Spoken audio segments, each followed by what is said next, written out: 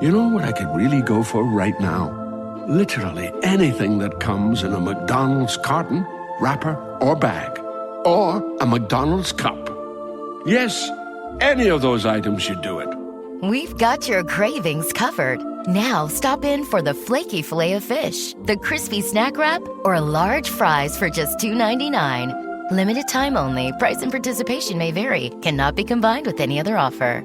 Ba-da-ba-ba-ba.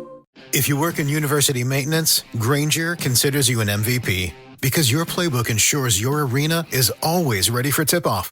And Grainger is your trusted partner, offering the products you need all in one place, from HVAC and plumbing supplies to lighting and more. And all delivered with plenty of time left on the clock, so your team always gets the win. Call 1-800-GRAINGER, visit Grainger.com, or just stop by. Grainger, for the ones who get it done.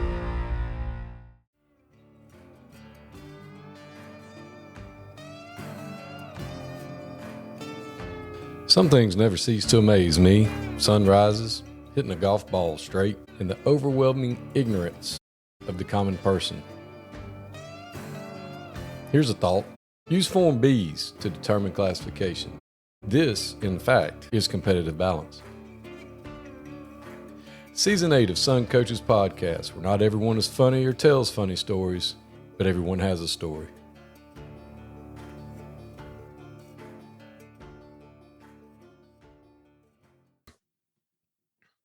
Welcome to Sun Coaches Podcast, Season 8, and today I'm excited to be joined by the head football coach of Jackson County, coming off a great year this year, Coach Korey. Thanks for being on with us. Hey, I appreciate you having me on. Well, as always, I normally ask people where they're from to start off, but I understand you're from Lilburn, Georgia, and grew up in Parkview. Yes, sir. I grew up in Lilburn, Georgia. Was actually born in Chattanooga, Tennessee, and we moved to the Atlanta area when I was a young lad, 2 years old, and we happened to be in Lilburn. We were actually zoned for Shiloh up until my middle school years, and then we were rezoned. That is not a recruiting tactic. That's a true rezoning. And when Gwinnett was booming like crazy, and so we ended up being Parkview people. Yeah, my wife grew up across the street, the neighborhood across the street from Stone Mountain. Like literally, like go across the street and there's a neighborhood back there, and that's where she lived when they lived there. And I told you off air that her and her brother had gone to middle school there before they moved. But that was back before it got to where it is now as far as growth and everything else. But it was booming at the time. Yeah, it was. It's, the 90s in Gwinnett. I kind of feel like I'm living that a little bit in Jackson County right now, to be honest. But, it's one of those times that, I'm not trying to get, on a recruiting tangent or whatever, but, you grew up where you lived, you got on the bus and you went to school, and that's where you played ball, and you didn't think about going anywhere else. Things have changed a little bit for sure. They have. So you went to Parkview. Who was your high school coach? Yeah, so I played for Cecil Flowe, and Cecil was there. Gosh, I don't know how many years Cecil ended up being the head coach at Parkview, but just a tremendous influence on me. He's been so good to me, coaching wise as well, to kind of help get my foot in the door. It's amazing how, the relationships through ball sustain, regardless player, coach to player, or coach to coach. And sometimes those things, they become, both of those relationships. And just played for a lot of really unbelievable men in the late 90s at Parkview. A time that I truly cherish. So did you just play football, or did you play other sports as well? I did. I ran track because they told us we needed to, and that was kind of a football thing. So, track wasn't really my thing. I'm not a fan of running in circles, so I tried to be as short a sprinter as I could. And, when you're short, you could be quick, but the old speed is not necessarily in your favor, so to speak. So it's something we did in the off season. And, but yes, I was a football guy. So when you got ready to go to college, you have an opportunity to play, or did you just go to school to go to school? Yeah, I did. So I did not play until my junior year at Parkview. Some folks may know Larry Massey, but he was the secondary coach, and I played safety. And we had some good players during that time.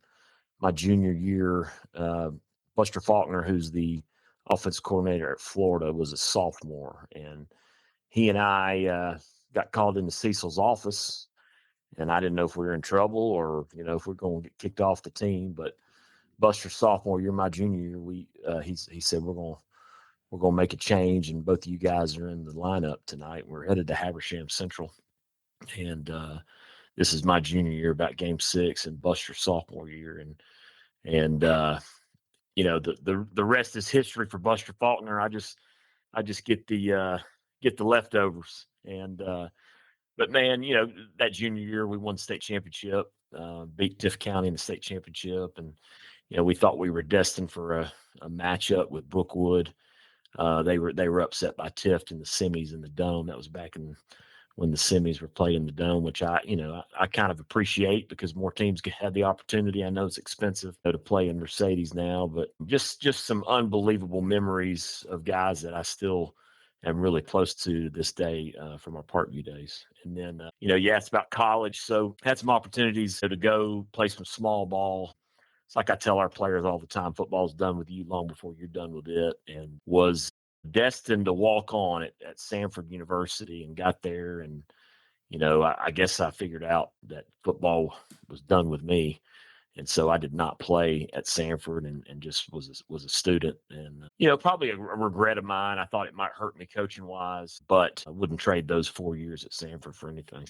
So you knew you wanted to teach and coach when you went into school?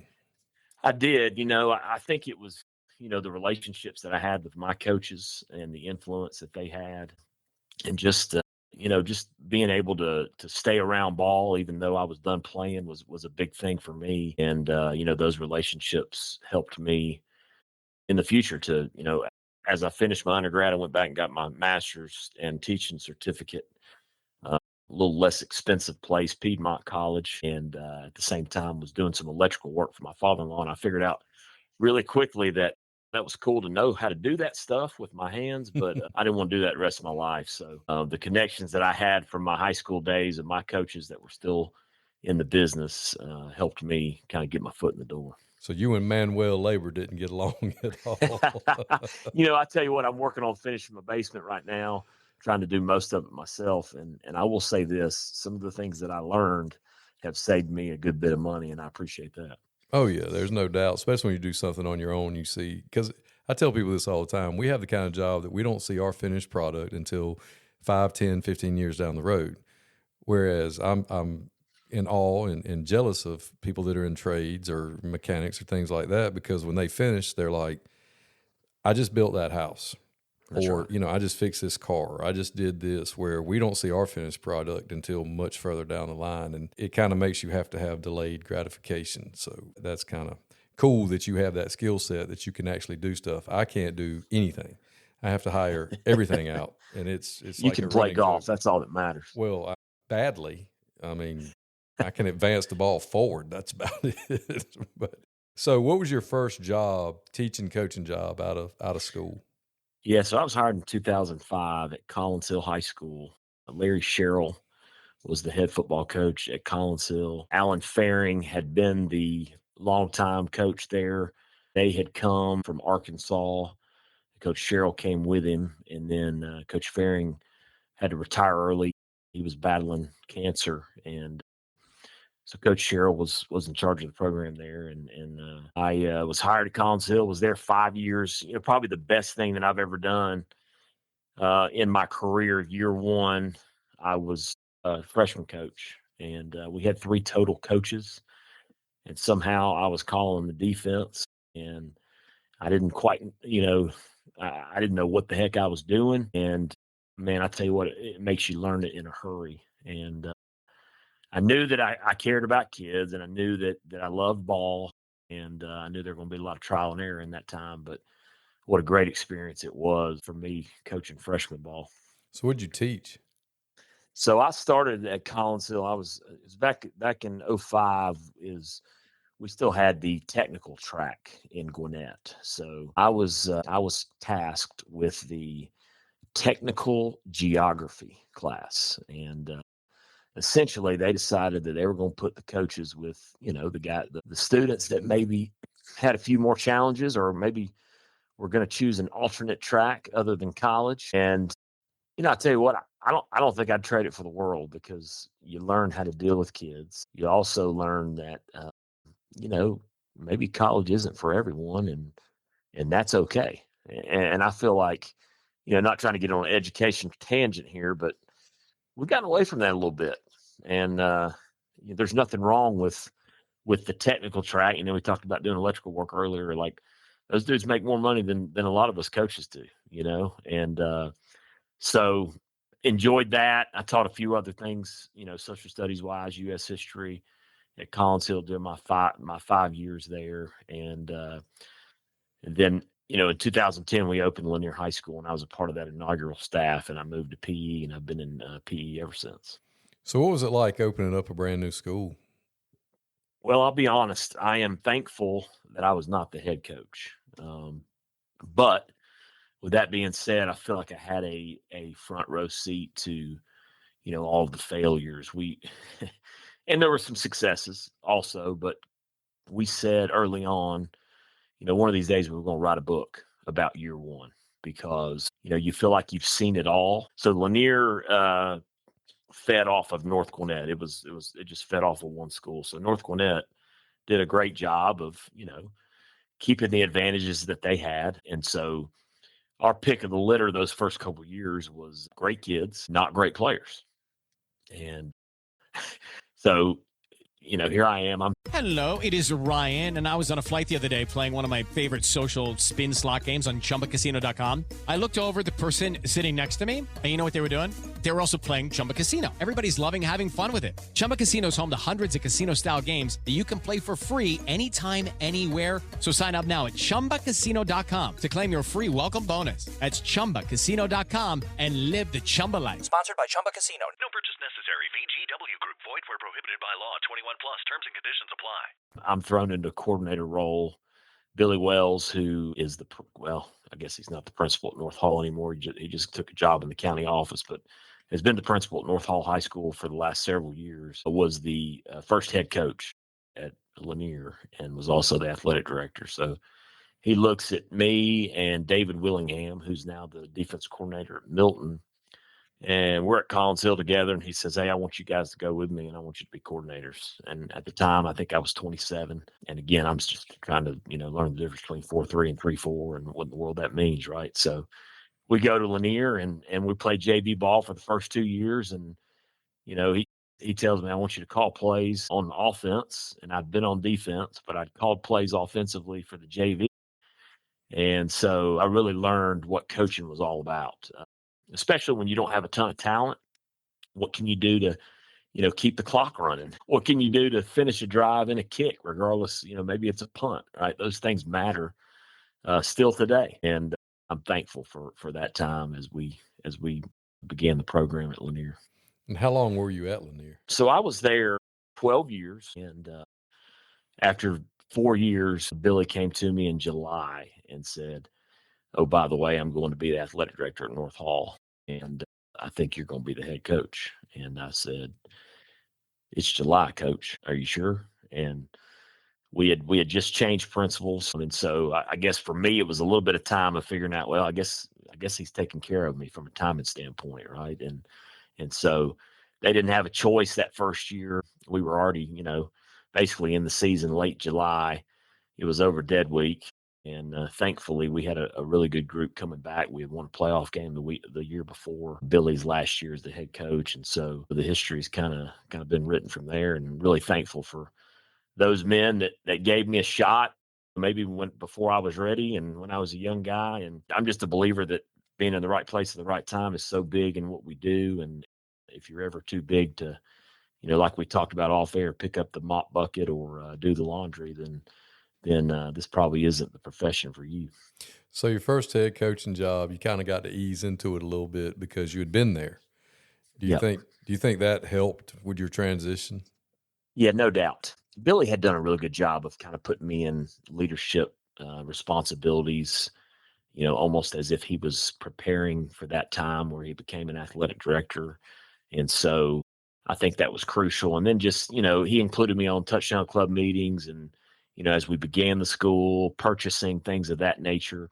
as the athletic director, some of those head coach duties kind of fell in my lap because he was doing AD things. And so at the time I thought, well, maybe he's just kind of, delegating as all the good coaches do, but really was preparing me for that time. And then by that point, we kind of had our true kids. North wasn't stealing as many of them as they were in the first couple of years, and it was a very talented area, and we had some really good players, and so had a lot of success. The first year, we were fortunate. We went undefeated in the regular season, and I think we thought we were pretty dang good. And then we played the old thing called wing T in round one, and as a 1 seed, we're upset. And I tell you what, I think I learned more from that game and that loss, and also the humility of being a head football coach that I still carry to this day. Yeah, everybody always says that first head coaching job is like drinking water from a fire hydrant, and you just can't. It's hard. But if you're groomed for it, I would think it's not as. There's still stuff you're not ready for. I mean, the only thing that can prepare you for the nightmare of being a head coach, in my mind, the things that you have to deal with is to do it. That's right. Yeah, and meeting with some of my staff currently doing exit meetings, and I apologize to them that we're still doing those in February, but that's just kind of the way it goes. And just talking to some of those guys that I feel like, if they want to be or ready to be coordinators, and some of them will say, well, I don't know if I'm ready to be a coordinator. And my response is always, well, you're never ready till you're ready. We've got some really good guys on our current staff, but what I learned early on is I had to give things up. I was running the weight room, I was calling offense, and I was the head football coach. And you talk about stress level, you talk about the reason probably why I don't have any hair. You start putting that season weight on because you're not taking care of yourself. All those things take a toll on you. And we were fortunate to have a really cohesive staff there at Lanier that had been together for quite some time. And so started kind of giving some of those responsibilities away. And I feel like we got better because I was able to manage, the program, and they were able to be experts at what they were good at. So a lesson learned, those first couple of years as a head coach. I don't know if I'd go back, but I feel like I learned so much in those few years that it's served me well recently. So you went eight years as the head coach there, correct? Yeah, so I guess I was there. See, 7. So 7 as the head coach, and maybe I was 8. They all run together. 12 total. So maybe I left in the 12th. Coach, I don't know. I got you. don't know. I was trying to do 2014 the math. was my first year as the head coach. So whatever the math is there. So I got you. So then, where did you go after that? Is that when you got to Jackson County? No. So great question. So COVID happened, and that final year for me at Lanier, we had started the season 4-1, and we finished 4-5. We had one game canceled. And the 4 that we lost in a row to finish the season, we did not have a full roster. We played Central Gwinnett on a Friday night, and then on Monday, I remember having to, not getting political by any means, but having to identify any player that had touched a certain player on the opposite team so that we could quarantine them. And that ended up being our entire defense. And so we played a game with our JV defense, and then the 14th day of that quarantine, we played Buford on a Saturday after those guys had come back for a day. And it was just one of those years that, again, I feel like we could write a book about. I thought it was important that we played regardless because, those kids that were at practice, they deserve to play. They practice just like those other guys do. And, a lot of that stuff was out of our control. And I think what it did for me is maybe I didn't go crazy, but it made me reassess, maybe just a new environment for myself. And so had the opportunity to go to Knoxville, Tennessee, and Knoxville Catholic High School. Was there 2 seasons, and took that job through some mutual friends and connections, and quickly learned that I am not a private school guy. enjoyed my time in Knoxville, made some really good friends that I still talk to this day, but I did everything I could to get back to Georgia as quick as I could. And that's when you got the Jackson County job. That is correct. Okay. Yeah. So you get to Jackson County, it's your third head coaching job, and what'd you do? What were some things you did different? What were some things you learned? What were some things you changed? Or by this time, had you kind of knew what your system was at this point? Yeah, I think that, I think you'd agree with this. It's all about who you work with. And I knew who to target quickly to try to go get. And then you don't get everybody you want because, you don't just have endless teaching spots. A lot of respect for the guys that had been there before. Coach McWhorter, one of the all-time winningest coaches in the state of Georgia history. And he and I, we still live in the same neighborhood. I run into him, every once in a while and have some really, really good conversations with him. And he helped me early on, kind of give me the lay of what he thought, was needed. And, I took most of that and kind of, put it in the back of my head and really just, was fortunate to be able to hire the right kind of guys. And Coach had some really good guys on his staff as well. And I think, Jackson County from a growth standpoint has kind of been on the cusp for quite some time. We're growing like crazy. And we were fortunate to have some groups come up that had been winners. And, I don't think there's one key ingredient other than, a lot of times just being in the right place at the right time and just thankful for the opportunity I was given here. And so it's been 3 years and, this year we did some things that, have never been done at Jackson County. I can remember at Collins Hill, we talk about old coach stories. A buddy of mine that I still talk to this day, Jim Tiller, not sure if anybody's familiar with him. He's retired and hunting or fishing every day, but he would say that Jackson County is a coach killer. He'd said that's where coaches go to die. And I always thought of that. I kept that in the back of my mind. And so, when this job came open, it was probably more out of me. I knew the area well because I've had two nephews that have gone through the program, one that graduated last year and one that is currently a junior. And so I'd kind of been eyeing it from afar, but I thought to myself, man, I look at the history of this thing and it's not been real good. And, Coach McWhorter was here and my goodness, he's one of the best coaches in state history. And, for some reason, God smiled on us and our staff. Tyler Reddick here from 2311 Racing. Victory Lane? Yeah, it's even better with Chumba by my side. Race to ChumbaCasino.com. Let's Chumba. No purchase necessary. VGW Group. Void where prohibited by law. See T&Cs. 21 plus. Sponsored by Chumba Casino. And our players and, things have gone really well over these last 2 years for us. Well, the lessons learned is growing up in a multi-school county and then working in the multi-school county probably helps that you're in a multi-school county with a city school system right there too. Yes. I mean, it kind of lets you know how to navigate through, I'm not going to say sharing athletes, but you have a zone, you have a district, you have these kids go to this school, these kids go to that school, and you kind of know how to play. You're not a one school county. Like I'm at Dodge County. We have one school. It's Dodge County. There's not another one. We don't compete with anybody else for kids.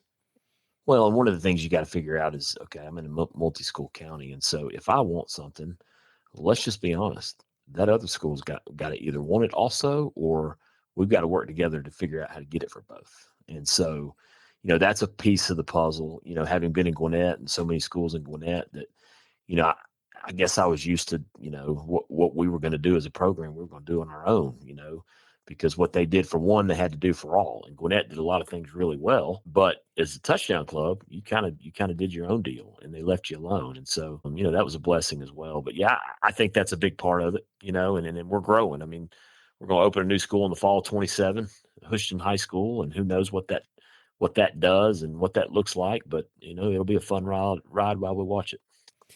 So was this year a culmination of the previous 2 years? Was there a 5-year plan, 3-year plan? I mean, did you look toward this year and go, you know what, I think this is going to be the year? What was the off season like coming into this year for you guys? Yeah, I think if I'm being honest, we had a really good group that first year of seniors and lost 2 games in double overtime. So we were 4-6 in year 1, and really I felt like we should have been 6-4. And some of that is, we were fortunate in year 2 after that first year to change regions, and so you know some of the teams fell out, and then we added some new teams, and so that gave us a little, breath of fresh air. And, I knew that this current senior class and this current junior class is a group of kids that had won, regardless of whatever level. And they were used to winning. They were hard workers. And so, year 2, we go 8-3 and we lose to Clark Central. So we finished second in the region. And we host a playoff game for the first time in Jackson County history, which was great. And your ticket is the defending state champions coffee in the first round.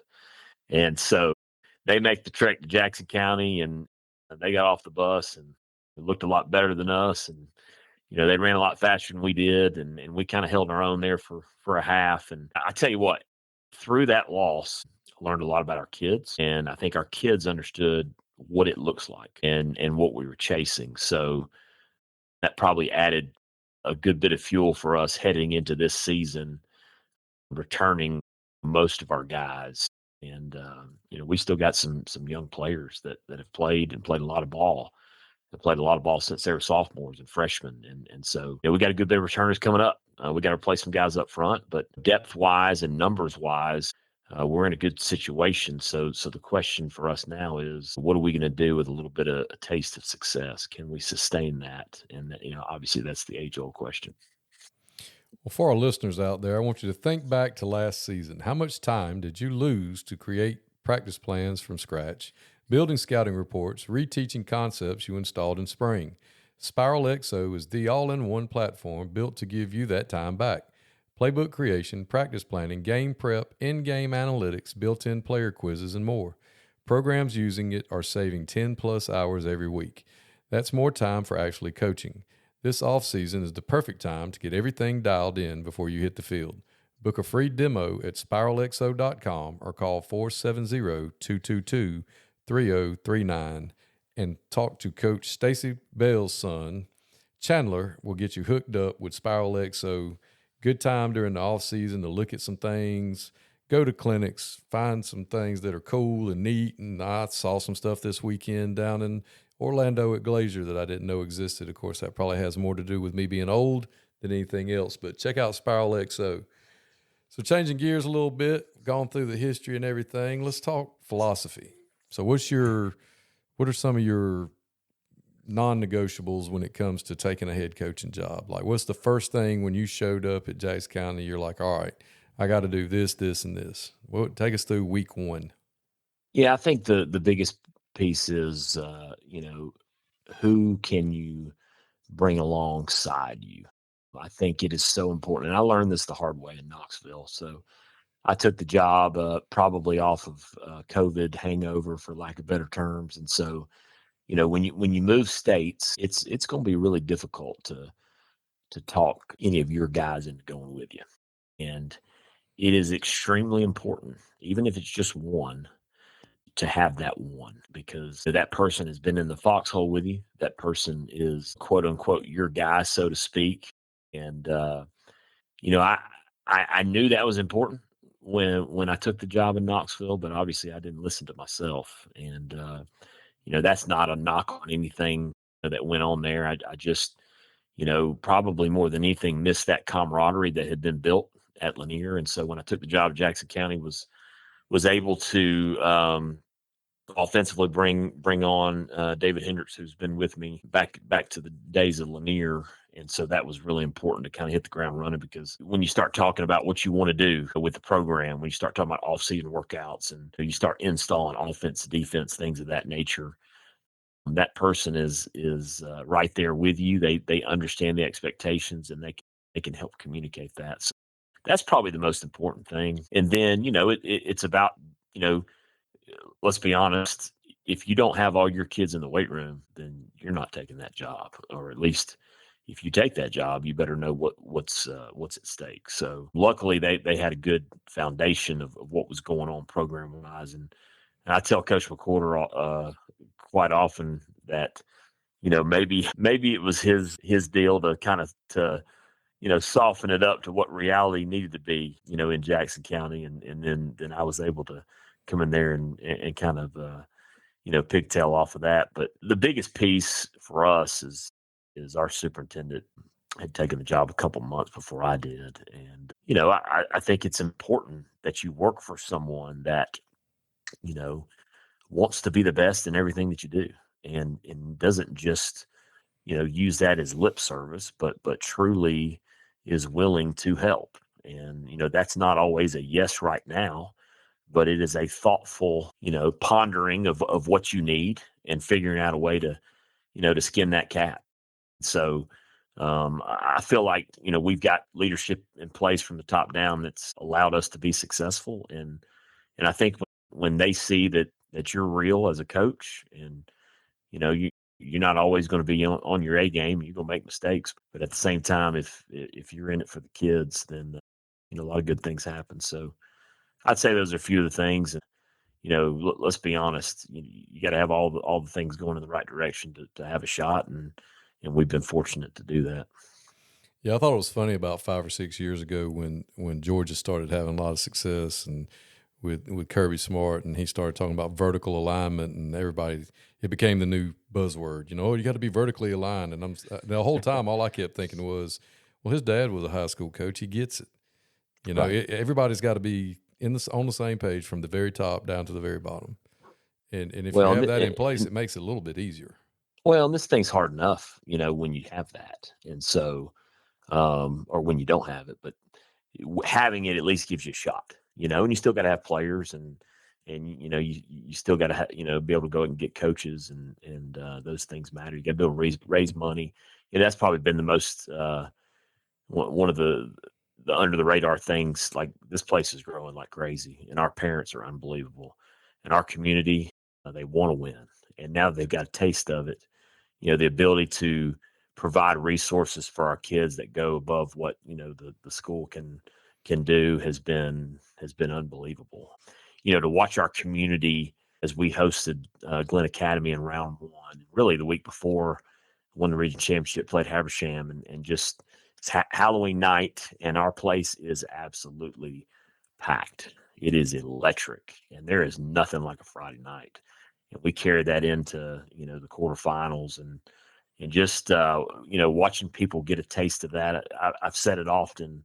There is nothing like watching a community catch fire, and, winning is contagious. And, we're fortunate to have had a little taste of that this year. So what are some ways over the years that your philosophy regarding spring practice has changed, or has it changed? How do you approach how you do spring? I mean, I understand it's different everywhere, and it's different depending upon where you are. So what are some things you like to do or get out of spring? I think people would agree with this. Because of being able to compete in spring, you almost have sped up what didn't happen until summer from a evaluation standpoint. We do a lot of things in the off season, 4-on-1s. Obviously, we're in the weight room every morning for an hour and a half, but competing against another team at a large school, I think is a big deal, because it's one thing to watch a kid run around for 8 days, 9 days, in spring, and you think you know what you got, but you really don't know until the lights come on. So it's been beneficial for us. I got a lot of respect for Tommy Jones, and so we've gone against Cherokee Bluff the last couple of years, and there's some people that are trying to win a spring game and be able to put it on Twitter, or I guess I'm supposed to call it X now, but we're not trying to win a spring game. We're trying to get as many kids, meaningful reps in a game-like scenario. We don't put the score up, and maybe, that might be somebody's cup of tea. You might have just taken a job and you need to win a social media battle or whatever. But, I truly believe that when you get an opportunity to compete against somebody else, it kind of speeds it up from an evaluation standpoint. So moving into summer, now I've got an idea of where somebody fits on the depth chart. Doesn't mean that won't change, but it's a lot easier when you're competing with pads on as opposed to having to evaluate, underwear football, all these 7-on-7s that we, do in the summer. So that's probably one of the things I would say. Maybe a negative of that is that, although you say we're not going to game plan for this team or we're not going to work on what they do, you probably lose a day or two doing that because as a coach, that's just naturally what you do. So we try to fight that. And that's kind of why I think it's important to play somebody that and you trust and you understand that they're trying to get the same thing out of it as well. But, we've got such numbers that I think spring practice is really important for us. I would have said 10 years ago, when I was at Lanier, it was really important from a recruiting standpoint because if we weren't having spring practice, there was other programs that were. And so those coaches were evaluating those kids that were coming in as college coaches. But if we weren't doing it, then they weren't going to evaluate our kids. So it was a necessity in Gwinnett. Now, some of that's changed because of the way recruiting is. So I don't know if that still applies to the nth degree, but those are just some of the things that I think are important with spring. And the most important is, do we stay healthy? Do we stay healthy? Do we develop that depth that we need? And then let's get going in the summer. The summer is my favorite time of the year. You don't have to worry about, not that school's not important, but you don't have to worry about school. It's all ball and you just get to hang out with kids and play football. And that's the beauty of what we do. Well, you just segued right into that for me. So how do you approach summer? What does your June and July look like? Yeah, we bring our kids in 4 days a week in June and we lift and we work on ball. We'll work some type of, movement skills, but we try to make it football related, and then we spend, to be honest, probably the summer, something that I've transitioned to probably 3 years ago was we work on special teams probably more than a lot of people do in the summer because it allows you to, number one, figure out who's on what team.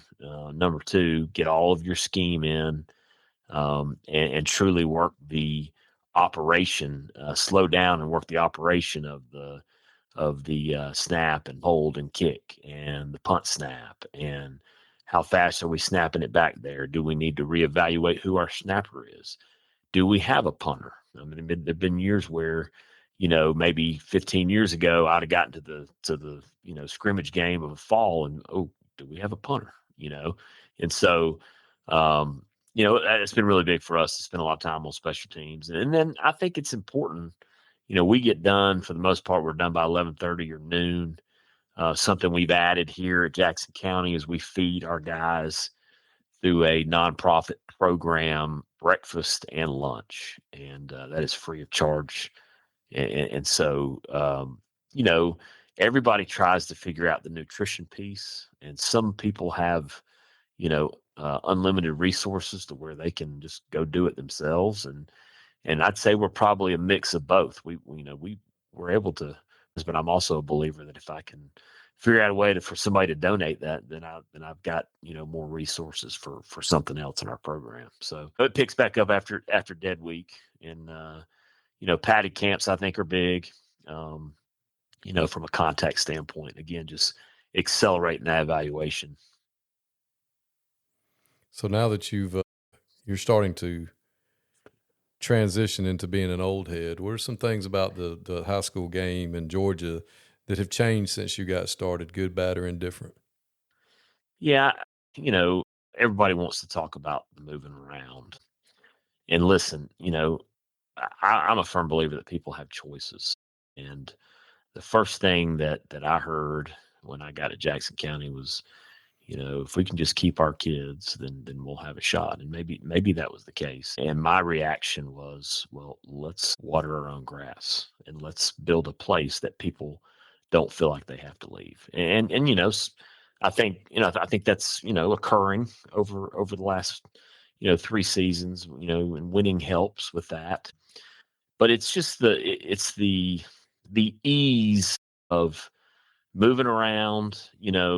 I think unfortunately we've taught kids that if things don't go your way, then just go change your environment. You and I grew up in a time that, not to sound like an old head, but I guess I am, where if you didn't play, your dad didn't go meet with the coach. He said, well, you got to get better, son, because he trusted the coach. And, I'm thankful to be in Jackson County where we have that for the most part, but times have changed. So, and listen, there's people that transfer for good reasons. I'm not a fan of people, coercing those transfers, and that could be a whole nother conversation, a whole nother podcast. But that has certainly changed, in my time. This is year 21 for me, so I feel like I've seen it, firsthand. And I don't know what the answer is. I understand that, we can't investigate everything, and we've lived by an honor system for so long, but it's been going on for a while, and you probably, being the doctor that you are, and the legend that I was reading on the message boards long before, this whole Twitter thing and this whole podcast thing became a big deal, would have an answer for something like that. I got no answers. I've got suggestions, but people wouldn't like them. I can tell you right. that. And what people don't remember, or people don't want to admit, is people have been recruiting kids since the 1920s. Yep. This isn't a new phenomenon. The only thing that's changed is they've gotten more adept at staying under the radar, and it's more technical, and it's much more involved. And now that there's social media, much more people know about it. Sure. Just like everything else. It's just one of those things as far as that goes. What about what are some advice you would give to a young coach that if came to you and said, Coach, or if your son said, hey, I want to be a coach, what would you tell him? Yeah, I think the biggest thing is I feel like I had opportunities early on as a young guy because I was willing to, and listen, I don't stay as late as maybe I used to. My wife might disagree with that, I try to get my work done and then also try to, do right by my family. But, if you're always trying to get out the door as soon as your quote unquote responsibilities are over, then I think you miss a valuable piece of what coaching is all about. You and I talked about earlier, about doing the laundry, about the mop bucket, right? If something needs to be done, instead of sitting on your hands in the office, getting it done. For me, I was willing to do that as a young coach. And so I think, some of the guys that I was around that I had a lot of respect for, that I wanted to do it so they didn't have to, they took note of that. And so I try to, emulate that even as a head coach. If I'm too good of a dude to do the laundry, then we've got problems. And if my coaches don't see me doing those things as a head football coach, then they don't see the value of that. And what that does is it makes them get up and get to work. I think that's the biggest thing. You're never too big. Your title is never too big to do what needs to be done for a program, and that can be, broken down to the smallest thing like laundry or cleaning the locker room. Well, Coach, you've obviously figured out what needs to be done, and your effect on young people everywhere you've been has been fantastic. I'd never talked to you before, couldn't identify you in a lineup, and when I told some of the guys that I was talking to you tonight and having you on this week, they got really excited. They're like, man, he's one of the best dudes in the business. I can't wait to hear his story, and I'm so glad you came on and shared your story with us. Well, I appreciate it, man. And I tell you, I'm not kidding. I've followed you for a long time, and, whether or not you were incognito or not, appreciate what you do, in a maybe less formal way for coaches. The old initials have changed a little bit over the years, and people just kind of put it out there. But it's always been a breath of fresh air to be able to pull that old message board up and see, what you've been doing for a long time. And so your connections run deep, and I just appreciate you. Thanks, Coach. I sure do appreciate it.